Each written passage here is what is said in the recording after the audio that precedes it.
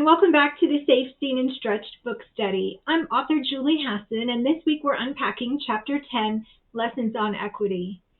Our interactions in the classroom are influenced by our assumptions about our students' abilities, motivations, and values. But if we can suspend our assumptions and biases and exchange them for genuine curiosity, we can get to know our students better, we can connect more deeply, we can find out what they really need, and discover ways to better support our students so that all of our students can reach better outcomes. So let's talk about equity.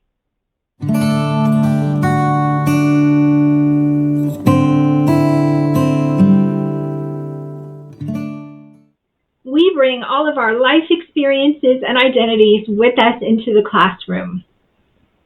And as humans, we all carry some assumptions and biases. But as teachers, we have to reflect on those really carefully because they can impact our students' outcomes. So how do we reflect on and identify potential assumptions and biases? One great way is to just think about our classroom practices. Which students get leadership roles more often? Which students get called on more often in class discussions? Who gets more feedback? Who gets more praise? All of these can indicate potential assumptions and biases about students, often based on their identity. But sometimes our assumptions and biases are also based on labels that students carry. Now, labels can come with important support that helps students succeed, but they can also come with some limitations in the form of people's assumptions about students' abilities. I met a young man named Ray at a conference, and he told me a story about his third grade teacher, Miss Simon, who was very careful about any potential diagnosis and how that may help or hinder Ray.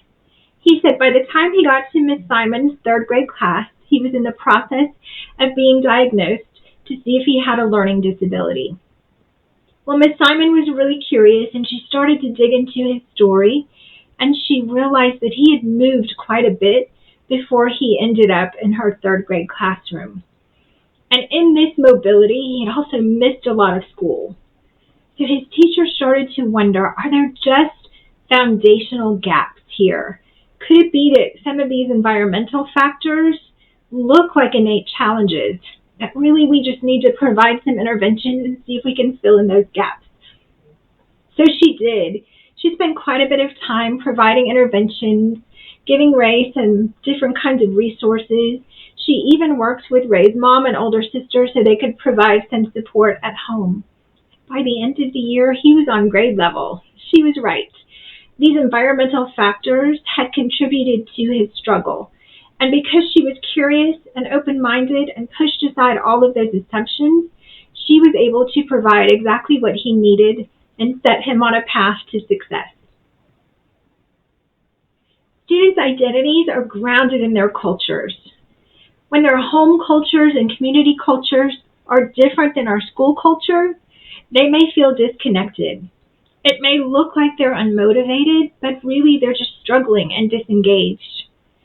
If we can make sure that we represent those cultures in our classrooms and schools, if we can not just accept but celebrate those cultures, our students can see the relevancy in the practices and lessons of our classrooms. I met a woman named Inez who was born and spent her early years in Portugal before coming to the United States. And she was lucky because she arrived in Miss Wilcox's classroom. And she said she was so afraid because she felt so different. She didn't know if she would be accepted by the other kids. She didn't know if they would make fun of her. She was just learning to speak English. The food she brought from lunch that her mom packed was very different than what the other kids were having. But Miss Wilcox modeled curiosity about her home culture from Portugal. She got Inez to teach her, Miss Wilcox, and the other students some words and phrases in Portuguese. They practiced and they realized they were teaching her English. She was teaching them her home language. And Miss Wilcox invited Inez's mom to come in to share some of the traditional foods from their home country, to teach them some things about their culture and their country. And Inez said it really made her feel seen. It made her feel so proud. It made her feel connected and a sense of belonging in her new home. In Chapter 10 of Safe, Seen, and Stretched, we define equity as opportunity plus support. Because it's not enough just to give all of our students the same opportunities. Some of our students need more or different kinds of support in order to take advantage of those opportunities. You will also see a clear theme of curiosity in this chapter.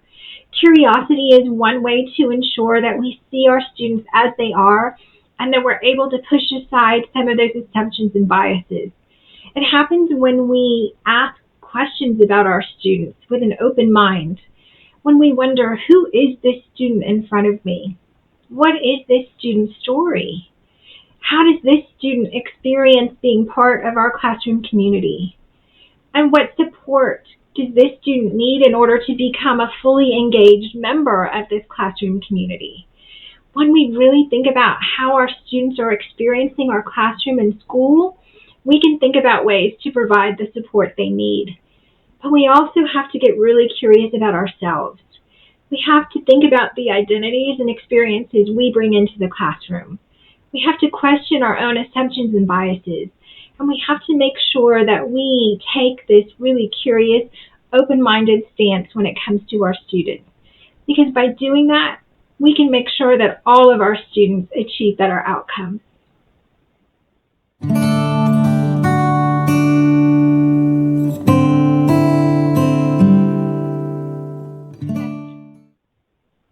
Reflection question 1.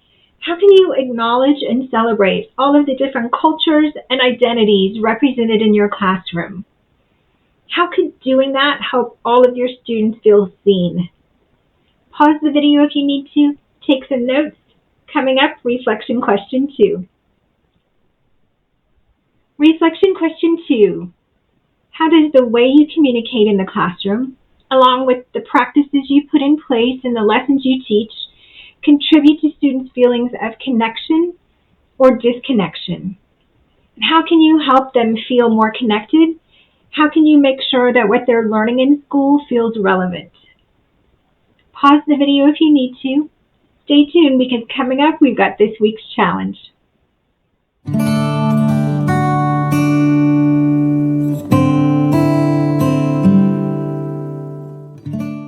This week's challenge. This week, think about how your own identity and life experiences may influence your actions and interactions in the classroom. Then choose 1 or 2 students about whom you may have some assumptions or biases, and push those aside. Become genuinely curious about those students. Ask questions, observe them with an open mind. See if you learn something new about them.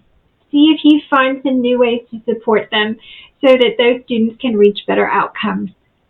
Thank you for reading Safe, Seen, and Stretched. Thank you for watching these book study videos. We'll see you next week for Chapter 11. Don't miss any of our upcoming content. Subscribe to this YouTube channel. And we'd love it if you'd head over to Amazon and leave a review of Safe, Seen, and Stretched in the Classroom.